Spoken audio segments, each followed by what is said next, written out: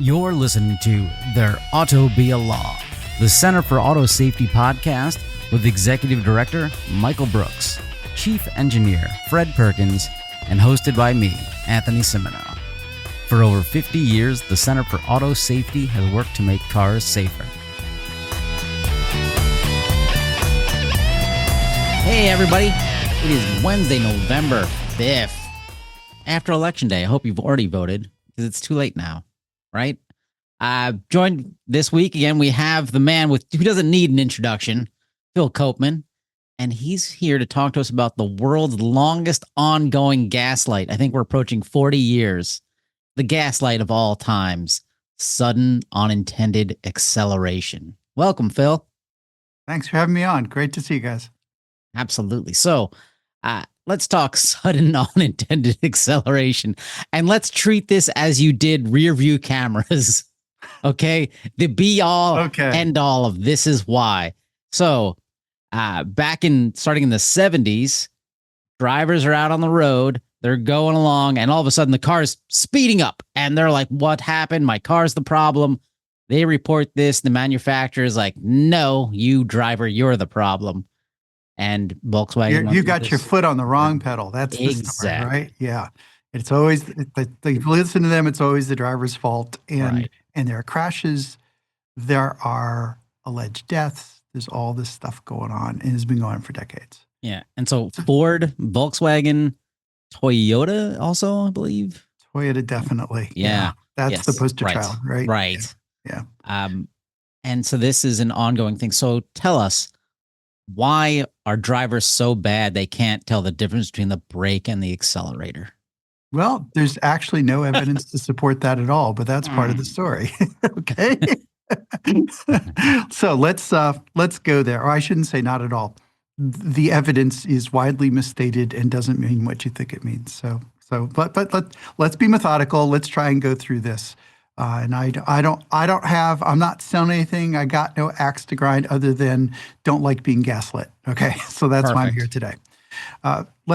If you don't mind, let's start with a little bit of terminology, because there's a lot of lawyers wrapped up in this topic, and they go after the superficialities and the terminology to try and twist and deflect things away from an honest discussion of what's going on. And they'll say, well, that wasn't sudden unintended acceleration because of the definition, but that doesn't, that's not relevant. So SUA, sudden unintended acceleration, is what it's often called, but that's not what it really is. A better term is uncommanded acceleration, right? And the reason it's SUA is historical. The fundamentally, and you wanted it like we did with the camera, so I'm going to go all the way down, all right? Back in the bad old days when I learned to drive on a 66 Mustang with a stick shift and an inline six, well, that was actually after I'd already learned to drive tractors, but we're not going to go there today, right? When you pressed, there's an accelerator pedal. Some people would still call it a throttle for their reasons, or accelerator, gas pedal, whatever, the pedal on the right, that makes the car, the go pedal, right? It used to be that pushing the pedal down would increase the volume of fuel air mix being fed to your engine. It didn't actually control the gas at all. It controlled the air, and there's this thing called the carburetor, but now I'm just acting like I'm really old, so we're going to move on, right?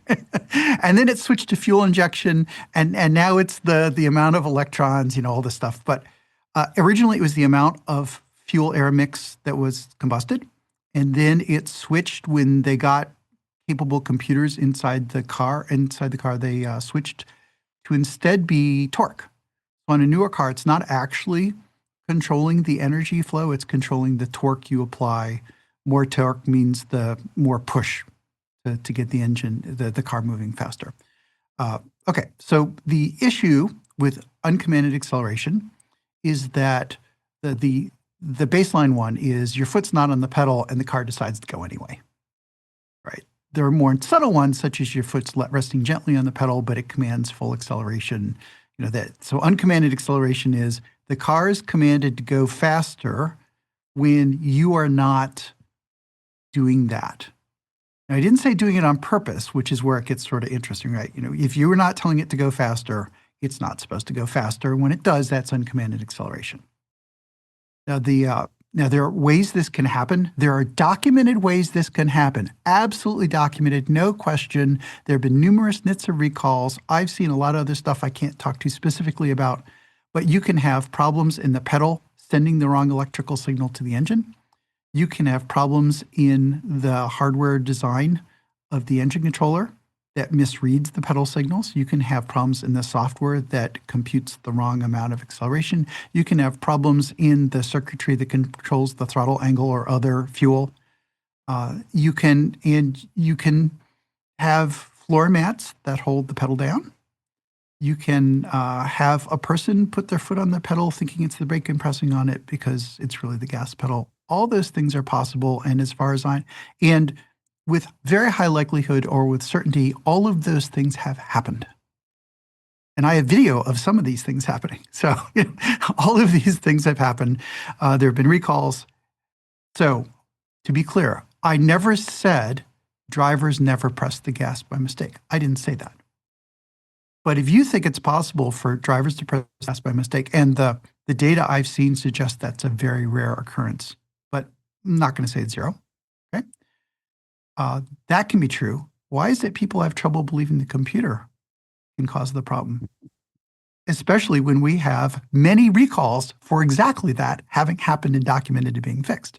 Why is it people refuse to believe the computer could be the problem and always blame the person?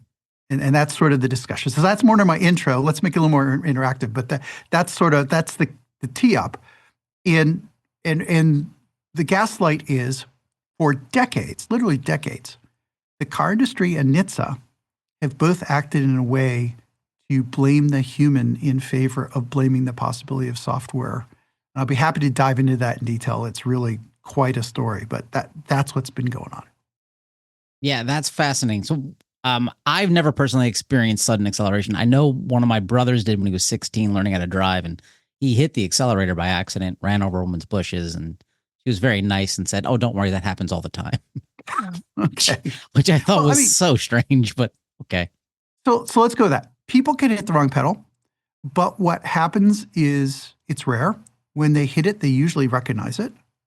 And the difference between generic uncommanded acceleration and sudden unintended acceleration is that if you hit the wrong pedal by mistake, with high probability, you notice it pretty quickly and you take the foot off the pedal. It's very rare to have someone with their foot stuck on the wrong pedal. There'll be some expert witnesses who say, "Oh yeah, that's a thing." It's like, well, there's a difference between it being a 1 in a million thing and it being responsible for every single possible crash. The first one, yeah, the second one, no, not so much. But if you're in a parking lot and you've got a few feet, by the time your perception response time kicks in and you say, "Oops, wrong pedal, crash," you don't have time to take your foot off. And so in some of the early cases, like the Audi 5000s, which I suspect we'll get to, there were a lot of parking lot crashes and not so many highway crashes. Well, why would that be? Well, if you make a mistake, you don't have the time to recover before you hit something. Right. Okay. Not all of them are like that. Some of them are long duration highway events. So we can get to all of these. Yeah. So I want to jump in because you hit on one of my favorite topics is people don't question computers. I don't understand this. It is bizarre. I think we've all run into this at some point in your life where you come across some bureaucrat that says, "Well, it says it here on the computer." Well, I'm not actually a 5'2" Malaysian woman. I'm standing right in front of you, but the computer says you are. I'm not. I can't help you. Apparently, the worst thing that can happen to you with a computer is the computer thinks you're dead and you're not. Apparently, that is just a nightmare to deal with. Right. And this happens on a regular basis. Yeah. Yeah. So these cases have gone to trial and whatnot. And what happens? Why do juries get misled, confused, or is this just some sort of weird human behavior where we all think, well, computers are this magical thing that no one really understands, so it must be correct, and that it has to be a human that did a mistake, skipping the fact that humans built and programmed computers? Well, that question, like most of this area, is pretty tangled up. So there's that's why you're here. There's the history of NHTSA investigations one I want to get to, but we're not going to go there now. We're going to go, let me just hit the question you said. If a computer, what we'll see on a lot of these crashes is the computer says that the foot was on the gas pedal, not on the brake. And they say, therefore, the driver pressed the wrong pedal. And there is a presumption in law, not a lawyer. I am not a lawyer, IANL, whatever. I'm not a lawyer. But I've certainly been involved in law in this area in a legal context quite a lot.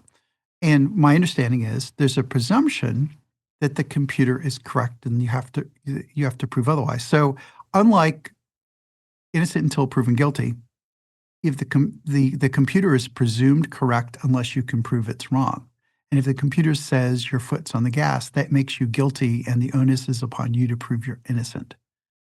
And when I say guilty, because there have been some cases where a driver has gone to jail because they alleged uncommanded acceleration, and the computer said the foot was on the gas, and they killed someone or hurt someone. This has happened more than once, where I've been gone to jail or been on trial and had to figure a way out.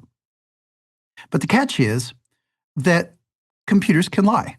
Computers have faults in them. It's a thing. I mean, anyone who thinks a computer's perfect has not been paying attention. And there's all sorts of, I listed all the things that can go wrong.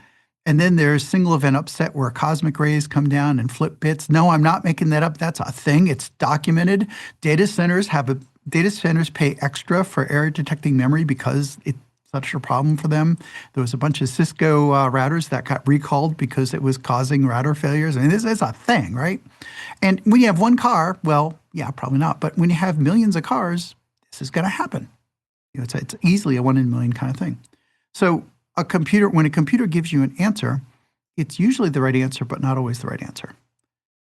And so that's part of it. So when the computer says your foot was on the gas pedal, it doesn't mean your foot was on the gas pedal. It means the computer thinks your foot was on the gas pedal.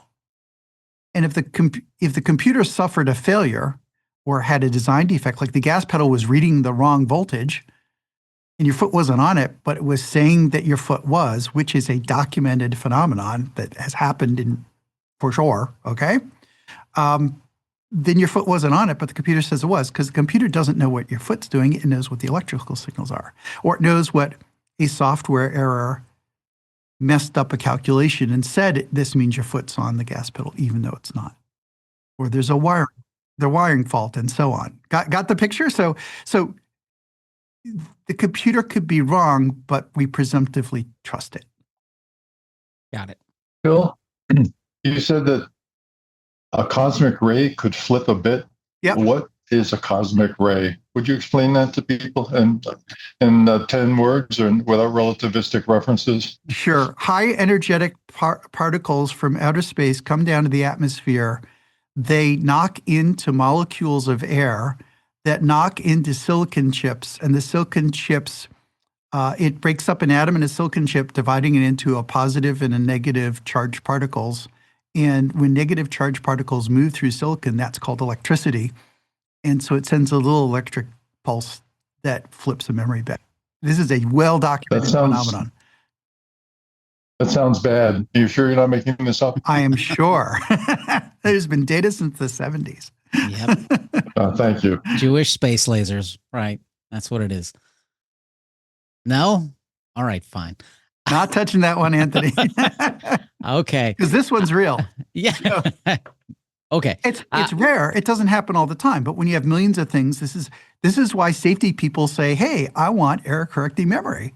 Hey, I want 2 computers that check each other. And most, but not all, electronic throttle controls have 2 computers that check each other, because these kind of things happen. And that's why you design that way. Okay. So in our, Michael sent around this thing that we're posting in the show notes from safetyresearch.net, talking about, it's titled How Ford Concealed Evidence of Electronically Caused UA and What It Means Today.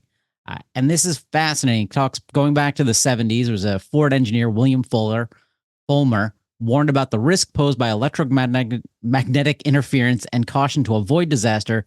It was imperative to incorporate fail-safe protection against EMI in the system's design. Ford, they attained a patent on how to deal with this, but later on, a different division inside Ford said, nah, this isn't a problem. And of course, Ford puts this out in their cruise control systems, and it becomes a real problem. And then it becomes a worse problem, because what does Ford do? They're like, well, let's not tell NHTSA what we know. let's hide all of this information.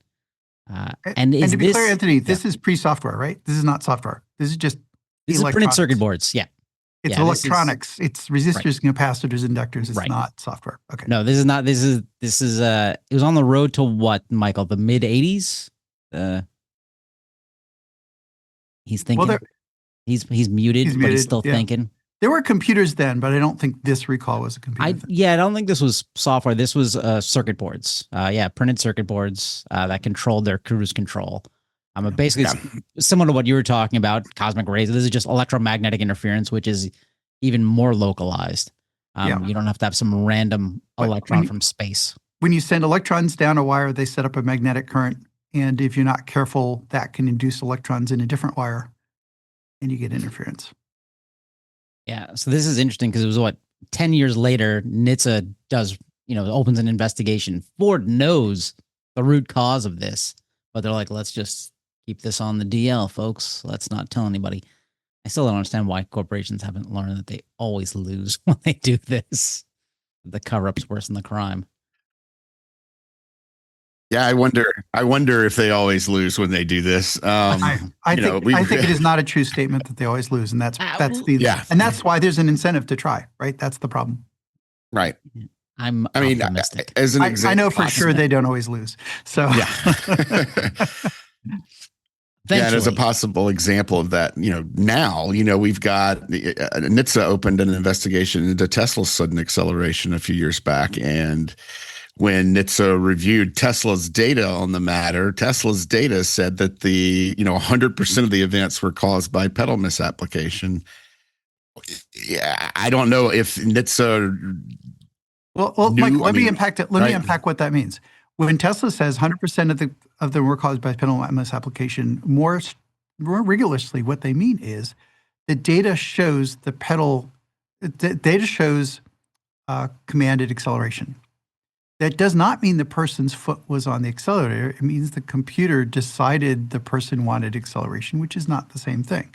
If it misread the pedal or there's a computational error, and especially when you have cruise control can say, I want acceleration, which is not the same as the pedal saying acceleration. But usually there's a readout saying, here's the pedal position. And it means the readout for the pedal position was a high number instead of a low number. But that could be the person's foot on the pedal. It could be a computational error. It could be a lot of other things. Could be electromagnetic interference. Could be a lot of things. Okay, so the first real case of this was the Audi 5000. Is that right? Back in the 70s. That is the big one that involved, that's the big poster child. So let me do quickly what happened with the Audi 5000. If you read the main report, this is all government report. Read the main report, what it said was, well, people are in parking lots and they pressed the wrong pedal. And so the car would hit something in a parking lot before they could take their foot off the wrong pedal. And so it's the driver's fault. And last I checked, if you go to the Urban Dictionary, even, it'll say that's what happened. That's not what happened.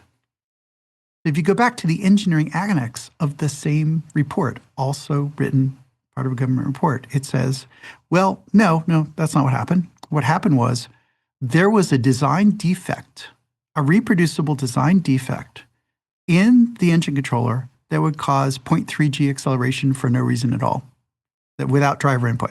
So the car would just decide to go 0.3 G acceleration.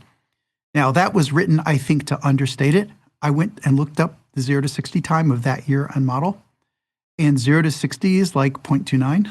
So basically it goes wide open throttle. Wow. Just goes wide open throttle. So yes, it's a wimpy engine, but this is a long time ago. Okay. So it goes wide open throttle with no driver input.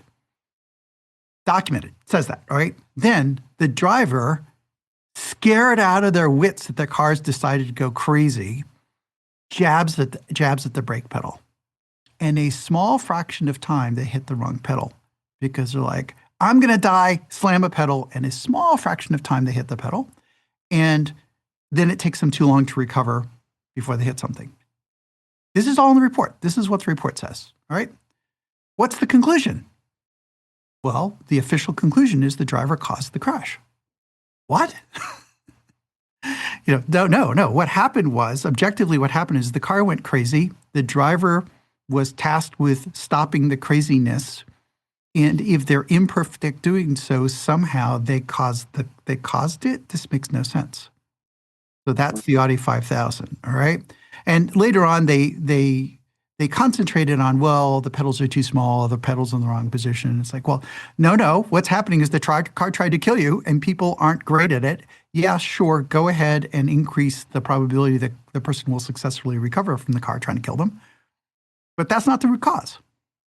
Right. So what you're talking about there was the pedals part, because that's what Audi used as a defense for a while, and I believe Toyota did that too. Is the pedals are in the wrong place, or people weren't used to that. Well, the NHTSA report enabled them to concentrate on the driver and the pedals instead of talking about the fact that the car tried to kill them. That's what happened. That's amazing. Okay. But that's only step one. Oh, no. It gets worse from there. So when I was working on the Toyota unintended acceleration stuff, I was in a particular venue, which it was being argued that every NHTSA report, so I'll simplify it, okay?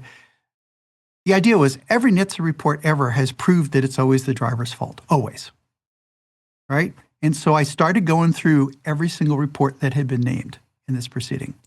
Every report referred to a previous report. All of the reports, every single report that they were arguing, that the manufacturer was arguing were relevant, all go back to the Audi report, which doesn't say that at all. That's pretty common. So there's this whole house of cards about it's always and then you go to when the Toyota unintended acceleration came out. There's a Wired magazine article saying, "Well, we've known forever it's the driver's fault." Well, it's not true. I've never seen data showing it's always the driver's fault. I've never even seen data showing it's usually the driver's fault. All the data I've seen points back to this Audi 5000, which shows the most you can do is blame the driver for not reacting properly when the car all on its own tries to kill them. That's it. That's the data. Now, there's another piece of data I unearthed when I did this, which was a NHTSA survey of the things that go wrong in cars that lead to crashes. And they said there was 1,000, it was 996 or something, but let's call it, it was about 1,000 events. And they said there's 1 out of 1,000 events where we think it was pedal misapplication. And there were 10 or 20 times as many there were other electronic failures that were not pedal misapplication. So even NHTSA's own data shows it's much more likely to be something else than pedal misapplication. Yet we still have this narrative that it's always the driver's fault. And I have never seen data to support that wasn't based on, well, we know it because well, we don't, basically a pointer to non-existent findings. All the conclusions I've ever seen point to non-existent findings. That's where we are. Now, did I say it's never the driver's fault? I did not. But the argument, well, the data shows it's usually the driver's fault, which is a false statement. There's nothing to say that. Therefore, it's always the driver's fault, which is a logical fallacy, is where we always end up in these discussions. Is Volkswagen still standing behind it's the driver's fault? No, because they went ahead and they fixed the software on this, but are they trying to take both sides still? Which one are we talking about? The Audi 5000. So Audi 5000. Oh yeah. Yeah. So no, they blamed the drivers, and they did a lot of theater to fix the pedals to reinforce. And to this day, everyone blames the drivers, but that's not even what the government report actually said. Right, but they still fixed the software behind it, or the hardware. I don't know what happened to that. Okay, I don't think there was software in those, right? So it was just hardware. Yeah. No, I think those were still electronics. Yeah. Okay, and because what I'm getting at is I'm thinking is this is Tesla's business model is right. Always blame the driver. It is never our fault. Well, and so since then, we've seen many companies. I mean, this happened with Toyota. They used the same game book. There was a big Ford case. There's been cases with other companies that I got involved with that are less newsy. There's the Honda Kia stuff going on. That was a big thing for a while, right? And then the Tesla cases. And in every case, what you see is a presumptive blame of the driver with no evidence to support that. Right. That's where we still are. So let's jump into the Toyota case, because that was late 80s, early 90s. Is this Toyota's was in that or early through the, I don't think it was resolved until the mid 20-teens, 2011 through 2014 but the reports or so. started, I remember, was it early 90s? Early right? 2000s, I think. Yeah, that late? Camrys. Yeah. So what we saw with Toyota and some other companies is they all switched to throttle by wire. Right. That there's no longer a mechanical linkage. The accelerator pedals connect to the computer, and it reads it as a digital data and computes on it, and then commands engine power. And that all the companies, or almost all the companies, between about 1998, 1999, and 2010 sort of converted their fleets over to that technology. Okay, so let's before we jump into unintended acceleration, the benefit of removing that mechanical linkage. Is it weight saving, cost savings? There's weight, there's cost, but there's also fuel economy and fuel efficiency. Okay. So if you're controlling airflow into an engine, it's hard to do really sophisticated control optimization. If it's all just a digital computer, you can be smoother. You can play games to, they're going down a hill, and so we can pull all the fuel out and just run air through the engine. And there's all sorts, and you can optimize the combustion, the stoichiometry, where the fuel air mixture. You could just, especially if using fuel injectors, you can do really amazing stuff to improve fuel economy. And remember, this is when the CAFE limits were coming in, so it was huge incentive to make engines more efficient, and the software can be really good at that. Okay, so from an engineering point of view and from a customer point of view, there's a ton of potential benefits to this. But there are actual benefits for sure. Going to computers provided real benefits at the fleet level and to the individual driving experience. You could do torque based, which is more when the harder you press the pedal, the harder it pushes, which is not really what happens when you're just controlling fuel and airflow. And so that's great. Those are all great benefits, but you have to get it right. Yeah, so that's something I think we've talked about on the show before, and I think most people have experienced in their own life, is it takes a really long time to get software right.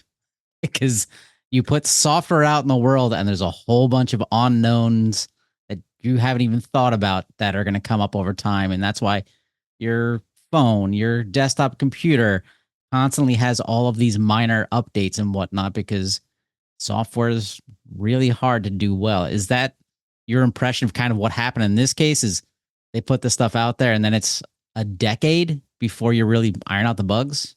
That's half of it. And so the software that went out early was pretty janky, some of it. And even the companies that had two computers, there was the main software, which was kind of janky, but their point was, but we have a backup, we have a safety computer, and the safety computers were day late, dollar short. But they're running the same software. No, they're completely different software. Oh. But that software also had problems, and the hardware had problems, improper management, redundancy, a bunch of other things.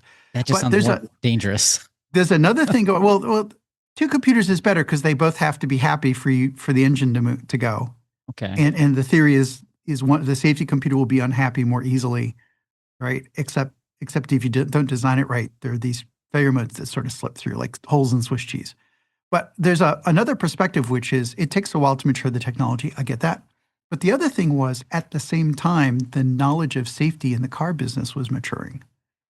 So what I saw was towards the end of the 2000s, especially in some companies, I saw dramatic improvements in quality of the safety software. Really bad at the start, a lot better.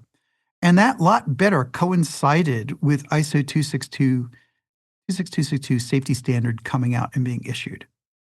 And I have every reason to believe that the people who were working on that standard got educated more about safety from with material from other areas. And so safety practices started coming into the supply chain towards the end of the 2000s. And that's why we saw a big spate of this stuff in the 2000s. The computer, your foot on the gas pedal is merely a suggestion. The computer's going to do what it's going to do. And the safety stuff didn't really come into play until maybe a decade after the technology happened.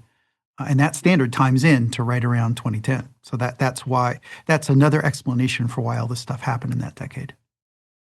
Do you think that's what we're going to see more and more as more and more software gets into cars, is that this comes out early and the industry takes, X amount of time to catch up to all of these safety implications and scenarios? There's no reason to see it. around 2000, there were a thing called MISRA software guidelines, but they were seen as niche from the UK, and they weren't an ISO standard. But by 2010, there's this ISO standard out. So when you have a new car company, the new cool kids, we're gonna do the software-based vehicle, and we're gonna start from scratch because we're so smart. And the standard's there, but they choose to ignore it, is a problem. Now, does Tesla follow that standard? I don't know. Does anyone outside Tesla know? I don't know. But there's a tendency when you're trying to get product to market to skimp on the safety standards just to get the functionality out. And until you go back and say, oh, wait a minute, there's a lot of engineering in safety. It isn't just seems to work. There's actually a methodology you have to follow, a process you have to follow, standards you have to follow. Until you get that level of maturity, you can expect to see dangerous software. That's how it works in every industry. Right. Are you seeing more of that safety mindset and more of that standards mindset, or do you think we're seeing less? Well, in regular automotive, we saw that take hold between 2010 and 2020. What we're seeing is a lot of thrashing on standards for self-driving. The standards have been out at this point for 5 years or more, depending on which standard you're talking about, but we're seeing a lot of pushback and adoption because they're all in a hurry. But to get back to unintended acceleration, don't need to go down the robotaxi lane on this talk. What we saw was multiple companies having these struggles in the 2010s, but their playbook was to blame the driver. Right. Uh-oh. Well, we don't blame you, listeners. Go to autosafety.org, click on donate, and then we'll never blame you again. And if you donate $1,000, Fred will come and mow your lawn. Right, Fred? He's nodding his head in agreement. It's confusing. Well, if the lawn happens to be near a Piggly Wiggly, then yeah, of course I'd be happy to. Well done. Well done. Okay, so the driver totally at fault because you don't know where your pedals are. You're doing the wrong thing. You're pointing out to us that pressing the accelerator is just a suggestion, which I love. And so we don't know what's happening in these black boxes with modern systems. Okay, we understand the hardware failures with earlier systems. Is this still going on, or is Toyota the end of this with sudden unintended acceleration? Well, there've been recalls in the last year for this, right? Yep. So I think there was one a couple weeks ago. Yeah. There's continuous recalls for this stuff. Usually they're low severity. They aren't car tries to kill you as hard as it can. But yeah, this is going on, and there's no reason to believe it's going to stop. Right now, something else I want to talk about in this context is what is going on. Why is it that people are blamed so easily and no one says anything? To do that, let me pretend I'm being an expert witness, which by the way, I haven't taken an expert witness gig in years. I hope I never have to testify again. But if putting on that hat, when I went through the process, what I was told I had to do was it's a differential diagnosis process. So if you want to say it's the computer's fault, the process to get there, and as an expert witness, it's not my job to say it's the computer's fault. It's my job to say, here's what I think happened, and it's the computer, it's not, as the case may be. You first rule in all the possibilities. Well, it could be the driver pressed the wrong pedal. It could be the computer sent acceleration command despite the driver not pressing the pedal. It could be a stuck pedal. It could be, who knows, right? There's all sorts of things it could be. It could be that the driver was pressing the brake, but it was ice and the vehicle didn't stop, right? It could be also. And then, so you introduce all the possibilities. Other people than the computer folks rule out things like icy roads. The accident reconstruction folks take care of stuff like that. And then at the end, you say, well, we're going to rule in all the possibilities. We're going to then rule out the ones that we have evidence are not the case. Like, no, it wasn't icy road. Okay. And then whatever's left standing, the jury gets to decide which one they want to win. And so as an expert, you rule in, as an expert of sudden uncommanded acceleration, I'm always going to rule in the possibility of driver pedal misapplication. I'm going to rule in the possibility of computer malfunction. And I can rely on the car companies to testify that in their opinion, it's definitely the person pressing the wrong pedal. I will point out any flaws in their testimony, and I will see if it makes sense that it could be the computer, and often cases it is. To do that, you go look at the design. You say, "Oh, look," and I'm going to stick here to the Toyota case. I have a 1-hour video you can put in the show notes where I go through this, but there are 2 different signals to the pedal, and they both come into the same converter on the same chip. So if there's a problem in that analog to digital converter on that chip, it's going to read both pedals wrong, and who knows what's going to happen, right? And I'll say, all right, there's all these opportunities for the computer to get it wrong by failing to follow basic safety critical design practices. So I can rule in the computer because it has these design errors. And I'm not going to rule it out because I haven't seen any evidence to say those design errors were not in play. But the event data recorder says the driver's foot was on the pedal. It's like, no, it says that it was reading a command from the driver, but I just told you a bunch of reasons why that command might have been created out of a computer fault and not actually reflecting where the driver's foot was on the pedal. So it gets left to rule in, and the jury gets to decide. So is this the jurors are almost... Phil, can I? Yeah, go, Fred. Can I jump in with a couple of thoughts? I think what you just described, Phil, is single point failures that occur in the design due to insufficient consideration of safety. Am I right? One of the issues I've seen is single point failures in the inputs, but also a single point failure in the output. There's a device that actually commands the throttle angle back on the old engines. And Toyota got this right, but not every company did. There's some companies where that thing could command a wide open throttle independent of the software in a failure mode. So there's single point failures all the way up and down the chain possible. Also, also common cause failures where you could have like a ground wire to the accelerator assembly, and if that ground wire gets a resistive fault, it'll misread all the channels. And for our listeners, I want to remind them that a single point failure can be cured by proper design, including redundancy and also use of high reliability components. There's various ways of doing that, but there's no requirement for any of the automobile manufacturers to do that. Is that correct? That's correct, and it's even worse. In most, if not all, the cases I've seen, the redundancy was available, but the engineers did not use it properly. So in the case of Toyota, because of lack of skills and knowledge, near as I can tell. So in Toyota, there were 2 chips, and each one could have taken a different one. There were 2-track accelerator pedal, 2 different analog signals coming out of it, and there was an older Jaguar computer built by the same company with very similar components, if not the same components. An older Jaguar computer had each of the 2 tracks going into different chips. But for some reason, the Toyota design had both tracks going into the same chip, even though the other chip had an unused converter. And that was just the design error. They didn't do their redundancy properly. So we should all buy Jaguars instead of Toyotas? Is that the conclusion? Well, No. in that era, the Jaguar engineers knew their safety pretty well. Denso was apparently capable of producing safe designs because they actually produced the Jaguar design, but they also produced a Toyota design that was not like that. And the insight I have heard is that, well, you only get safety if you pay for it.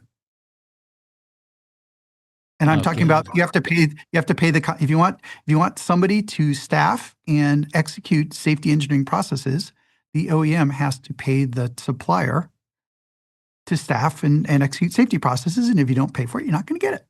That's the kind of stuff, that's the kind of dynamic you see in the car industry. Oh, that's discouraging. So you'd think there'd be some nonprofit somewhere that would try to, oversee some of these safety conclusions. Or try and advocate for safety, yeah. And I've seen other electronic engine controllers from that era that only had 1 computer instead of 2, because that's cheaper. What was the outcome in the Toyota cases? So did the humans take the fall? Well, what happened with Toyota was it got really complicated because it got political, right? You had the Secretary of Transportation saying stuff. The outcome was there were 3 cases.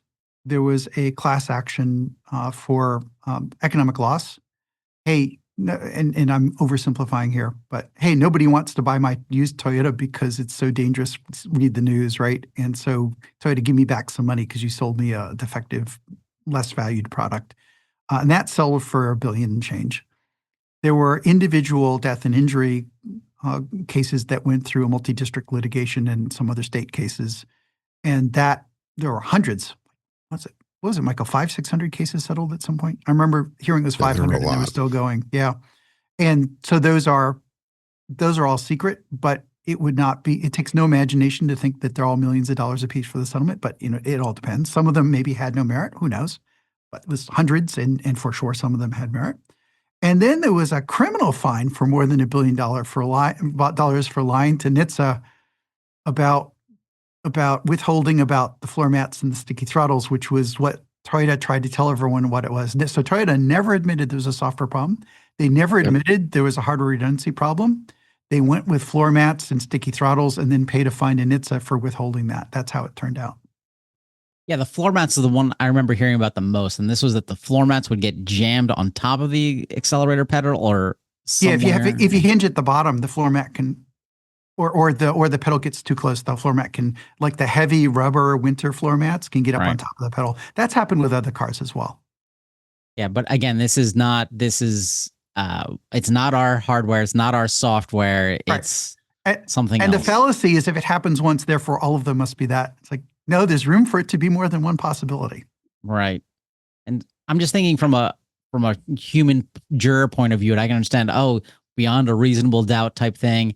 And it's not. No, it's not. These are civil. These are civil. Oh, right. Okay. It's 51%. Or as I like to say, well, I don't have to get to the end zone. I just have to get to the 51-yard line and I win the case. That's an approximate quote.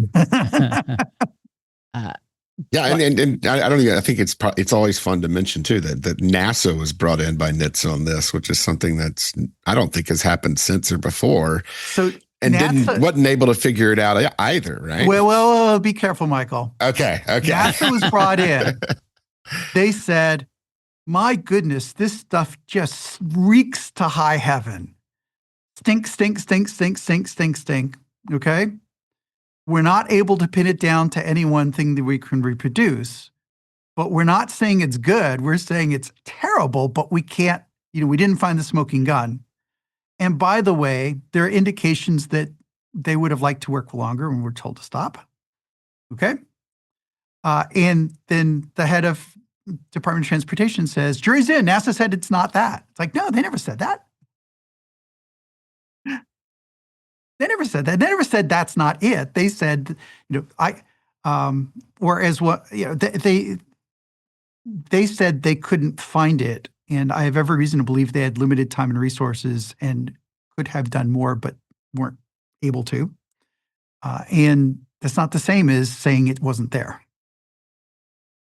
And this is still going on, blaming the driver with Tesla. There's there's even a point where we have a link to autoevolution.com where Tesla owners in China, apparently they have cameras in their footwell to show that, hey, it's not me pressing the wrong pedal. That's a smart idea, it turns out. Yeah. That's a smart idea, but it's also that's what crazy. It takes. Well, but that's the only way you could, because why is that smart? Basic safety. That's an independent measurement that if the car computer misreads the pedal, it doesn't have the ability to trick your camera into also misreading the pedal. That's why it makes sense. It's use redundancy. Yeah, well, but it's let me tell you why those cases are so hard. Those cases are hard because, remember I talked about the rule in and unrule out stuff? Mm-hmm. When was the last time a police officer ruled in the possibility of software failure when they determined the cause of a crash?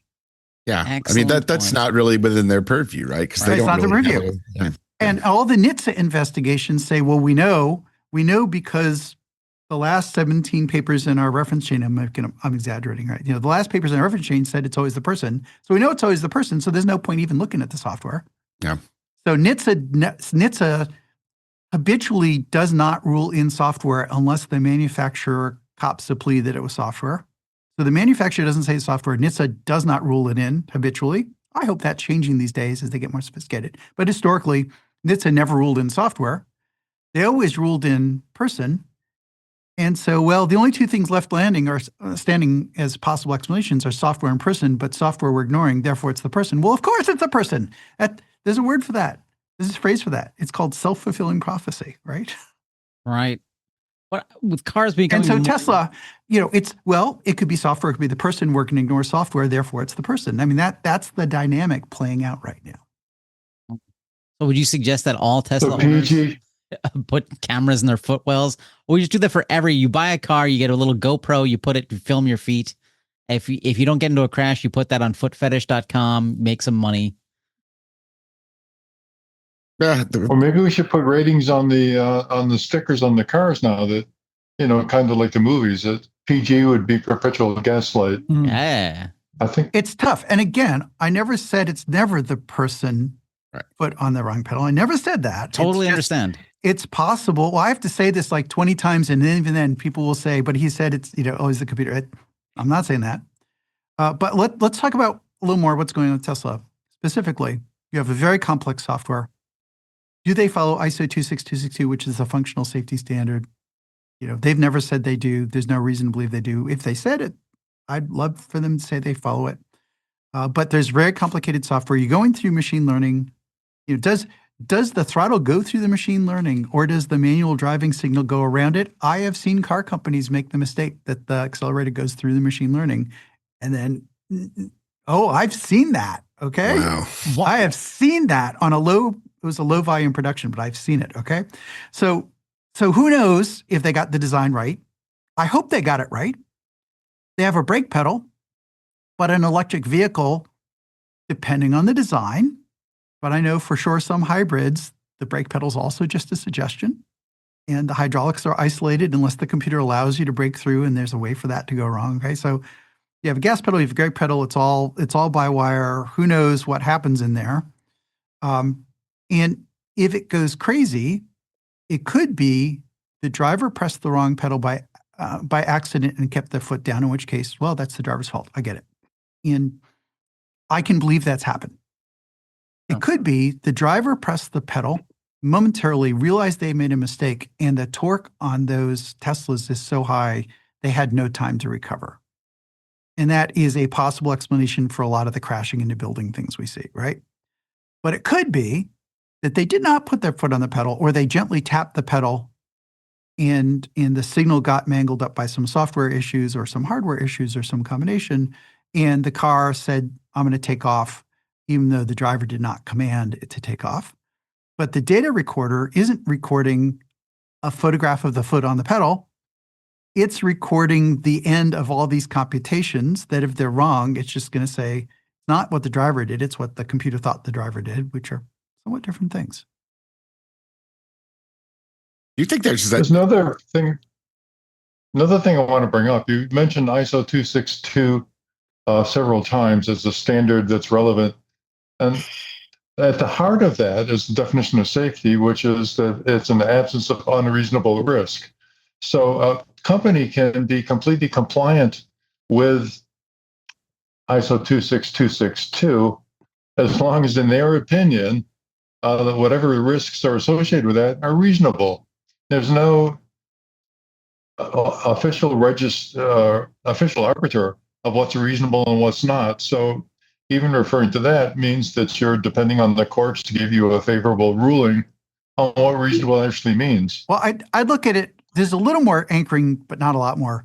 If you look at that standard also, it's what does unreasonable mean? It's like according to valid societal whatever, which is pretty squishy. I should have memorized the wording for this, but I didn't. But it's according to relevant societal moral values, something like that. So as you say, Fred, it's pretty squishy. In practice, absence of unreasonable risk means NHTSA hasn't decided to recall it. Because the reason safety recalls that NHTSA does is because they think it presents an unreasonable risk. So car companies can do whatever they want because there's no Federal Motor Vehicle Safety Standard about software quality. Car companies can do whatever they want. They have to be cognizant of the fact that if they have a pattern of crashes, NHTSA might recall them, and that is by definition presence of unreasonable risk. They may also have to worry about families of or victims suing them for a crash. And the thing in their favor is there's a presumption right now that the computer is correct, even though the computer might be the source of the problem. I mean, you got a guy with a baseball bat standing near to a broken store window, and the cop walks up and says, "Do you do it?" The guy says, "Nope." Okay. Why would you believe the thing that you're suspecting that maybe the computer made a mistake? Why would you believe with the computer when it says, "No, I didn't make a mistake. Not me. That wasn't me"? Why would you believe that? Well, there's at least one company that is going after the data that's in the car and altering it after tragic circumstances have taken place. Well, of course, there's an incentive to compensate for that. Of course, there's an incentive to do that. One hopes there's forensic validity to data, but in Tesla, the data gets reported from the car up to their servers, and Tesla's been in a situation where they couldn't find the data, they said, until someone pointed out where to look, and they said, "Oh, look at that. We have the data after all." That was the Benavides case. And there's an opportunity for a hanky-panky to happen there. Do I know whether it's happening or not? No, I don't. But I'd love to see cryptographic protection on data so that it can't be, so it's tamper evident, for example, but we don't see that happening. So with cars becoming more and more computers, I don't imagine this problem will just magically disappear. It's a software problem. It's a hardware problem. It's at times a human factors problem. But with more and more cars becoming basically software on wheels, how do we track this stuff going forward? Like, what do the risks increase? I mean, you mentioned there's no FMVSS around software quality, which of course, and it also blows my mind because that seems like the future of what NHTSA should be really focused on is, oh yeah, this is a computer on wheels. Maybe we should learn how to regulate this and make it safer. So I have a model for this, and it actually drives what I've been doing the last decade or more at this point. The model is that if you believe it is more likely that it's almost always the human and sometimes the computer, then you can get away with always blaming the human. But we're eliminating the human. Well, that's the problem, isn't it? Now, I suspect that it is more often the computer than people are willing to admit, because the regulators in the industry have doubled down on this. It's always the human's fault no matter what. We're just going to ignore the possibility of computers. And if it's almost always the human or mostly the human, and nobody really knows what the fraction is, but if it's 60% the human, you can get away with it. If it's 10% the human, probably you can't. So it's probably more, I'm sure there's a lot of human error involved. Never said otherwise. But there's some amount of computer error. It's absolutely crystal clear. I have a bunch of experiences I can't talk about that are just, if you knew about them, you'd go, wow, that's just horrific that the computers are making that many mistakes. Thousands of potential incidents, although it's unclear. There's one situation where there were thousands of reports. And people saying, yeah, I get that you're supposed to say it was my fault, but look, it wasn't. So how can we fix this? Stuff like this going on, right? Just as an aside, I have a 2020 Toyota Corolla. Should I never drive it again? Just a wink if I should. We're not going there. By 2020, you should be good. Toyota learned some important lessons, and by 2020, they got it together. But I'm not going to give you an exact cutoff here. So this stuff has been going on at a much greater scale than people appreciate. Not zero, not 100%, but somewhere in between. And adherence to safety standards helped some for the car companies who want to do it, but it's not required. Not everyone does. People cut corners. And as you pointed out, the epiphany to some folks I was talking to came when Waymo took the driver out of the car the first time. Like, well, that entire playbook of blaming the driver goes away when there's no driver. So what's your plan? Yeah, what is the plan? I don't know, because they're just saying this is about then you saw NHTSA get a lot more serious about getting computer skills. Because NHTSA plan for decades has been, since it's never software, we don't have to worry about software. That may not be entirely fair, and I know there's smart people in NHTSA who care a lot, but in an organizational point of view, they didn't do if it's never software, you don't have to staff up in software, and since you have nobody in software, you can't blame the software, so it's never software, so everything's good. And that plan, that strategic plan worked great until the person went away. And now they're like, we're caught. We got nothing, right? And so you saw them pivot into staffing up on software. My personal belief is that's the mechanism at work. Just my opinion. It's my conspiracy theory. I have no idea how true it is or not, but observing all the moving pieces, I think maybe that's what was going on. Michael, have you seen any sort of regulations moving forward, anything around software safety in it? No. See, Phil made me hopeful, and now you hiring a few people who have a clue about software is different than regulating on software. But it's a first step. Except all those guys are the new guys, so most of them got laid off, and that's a whole different mess. But that didn't happen in Europe. So in Europe, we're seeing people get smarter about software and regulation. So it's a big thing to get moving. We're seeing regulators get smarter about computers. The computers get faster and more capable, and it's still outrunning the regulators. But we're seeing some motion regulation.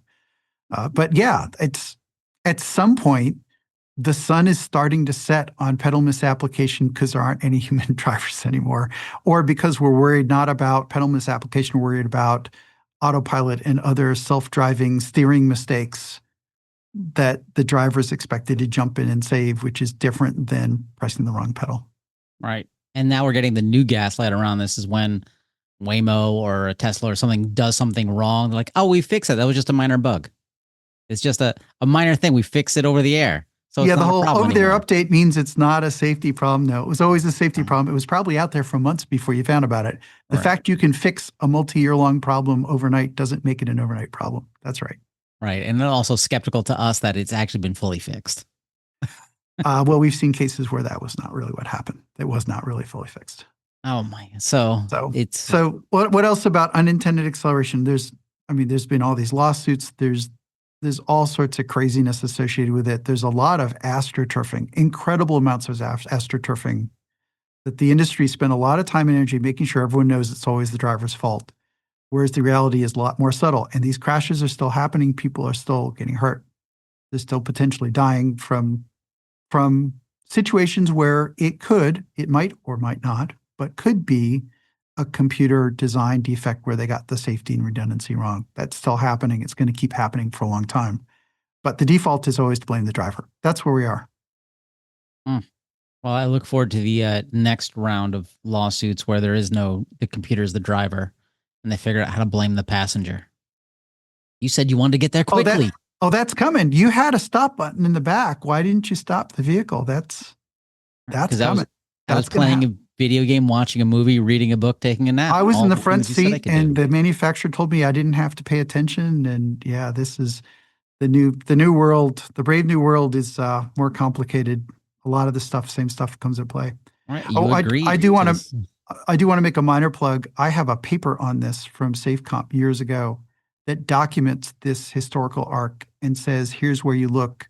And here's where NHTSA said, well, the electronic data recorder didn't show your foot on the gas pedal, but since it's the driver's fault, your foot must have been on the gas pedal even though the computer didn't even show it. I mean, it just gets crazy. They just make stuff up at some point, Well, we'd like to see that. Can you send us the link, please, and we can post that? Yeah. So you have the link to the paper. Yeah. And let's see. There's a lot of really weird stuff that's happened around it. Just crazy stuff has also happened around it. People sending emails to the university trying to get me fired because they didn't want me to qualify to testify, and to try and dissuade me from testifying. And there was the Russian bot cyber attack on a webinar. Right. You sent us a screenshot to that, and I'm looking at this going, wait, what?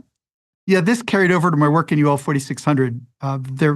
When I was working on that standard as the originator of the standard, there was the first webinar for non-technical stakeholders, all right? And so this is going to be the regulators are going to show up, right? And as we're trying to set up the webinar, Underwriters Lab, ul.org, the nonprofit side, we're trying to set up this webinar, and they got a big pulse of registrations. Like, we got 3,000 registrations. I said, wow, that's a lot of regulators. and they dug into the logs, and I had them send me a log. So you have a picture right from the logs. where they sent me the spreadsheet, and there's like 3,000 plus that all showed up in a few minutes, and they're all in Cyrillic. And they all, and I think, there's like the word is Cyrillic for congratulations in Russian, So somebody apparently repurposed a form, like a form filling spam bot. And near as I could tell, most webinars have a cap on registrants because you have to pay above a certain number. And most of them are configured to turn off the registration when they hit the cap. But the nice folks at UL who set this up misconfigured that, and so they didn't have a cap. So it just kept eating registrations for like 3,000 of them until they got tired of it. And one of the poor folks at UL had to manually delete all 3,000 registrations to not have to pay for the bigger webinar. What a mess. Oh my God. And you show up and you're like, there's going to be 3,000 people. And no, I knew what had happened. No. I knew it had happened. Yeah, it was crazy. So there's all sorts of, you're talking billions of dollars at stake. Billions of dollars. When there's billions of dollars at stake, weird things start happening. I guess, but it still just makes me jump back to, Ford engineers for their case, pointing out before they put this product to market saying, hey, here's this problem. Hey, we have the solution to fix it. And then they just say, nah, let's wait a decade and lie about it. Well, and that happened with GM Ignition as well, didn't it? Yep. This is a recurring pattern, and it's happened. These kind of issues happen more often than the general public knows. Most of them never see the light of day. I'm not saying the whole car industry is like this all the time, but it only takes a few with wide-scale harm to be a problem. Bizarre. I mean, Ford could have licensed their patent because everyone else probably had the same problem. They could have made money instead of lose money. But hey, that's Ford. Hey, Jim Farley, whenever you're ready, come on board. Let me put in another word. There are a lot of hardworking engineers who think they're doing safety and honestly believe they're doing safety. And some of them are being gaslighted by the companies too. So it's a really, you have some folks, I had a recent discussion, not going to be more specific, where this guy said, we thought we were doing the right thing. And the more he learns of some of this stuff, the more he's not so sure they were doing the right thing. Not going to say which company, not going to say who it is, but it's really tough for everyone. And it's all about the money. Right. Come on, it's all about the money. It's all about them trying to maximize profit and just make decisions like back to the Ford Pinto, where this one is often, it's not as black and white as some people would like it to be. In Ford's favor, it's not quite as black as white, but it's if it's cheaper to kill people than to pay, than to fix the problem, there's a strong incentive to not fix the problem. That's the business. It's tough. Yeah. Well, that's been our never-ending gaslight. Yeah. Thanks, Phil. Thank you for that. The super deep dive. Thank you for that cheerful. I was just going to say thank you for that cheerful postscript, Phil. Yeah. Well, it's a pleasure to have you on today. Well, I'm happy to be here, and I'm sure when it's 100% computer drivers, all these dysfunctions and incentives will go away, right? When it's all computer drivers, no one will ever crash. The roads will be safe. The children will be good looking. And all the drivers will be above average. Exactly. There we go. Well, hey, with that, thank you, listeners. I hope you learned a lot from it. I did. I will still get upset at rear view camera and recalls, no matter what. But I understand them more, and I understand sudden acceleration more. And I'll still get upset at those, too. Till next week, thank you. Bye. Bye. Thanks. Bye, everybody. Bye-bye. For more information, visit www.autosafety.org.